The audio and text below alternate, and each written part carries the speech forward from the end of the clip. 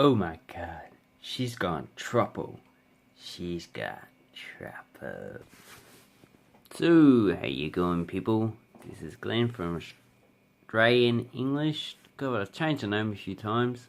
God, Australian English 101, I think. Yes, and today's word I'd like to teach you, well, it's not a word, it's a phrase. It's she's gone troppo. Now, troppo is probably something like going spastic or going crazy, and just means that the person has gone crazy. You can also apply this to the male, like he's gone troppo, she's gone troppo, they have gone troppo. So you apply this phrase when someone is crazy. So we're not talking about just the la la la la la that type of crazy. We're talking about that type of crazy. The craziness that you just do not want to mess with.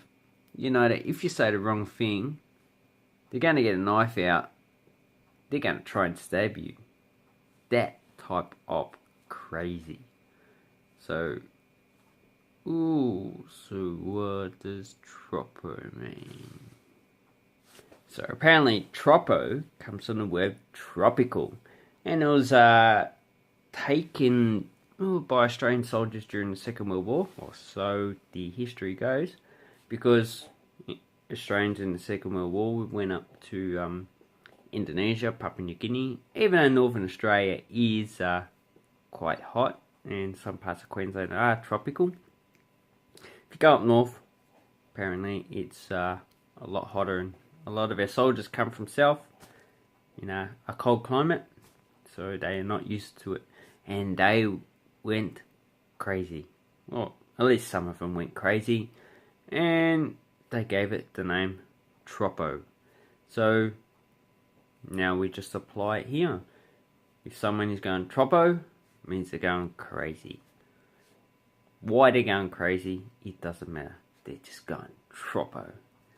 So you can use it when someone is going crazy. Another way you could say it, maybe I'll make another video, is batshit crazy. Okay? To go troppo is to go crazy.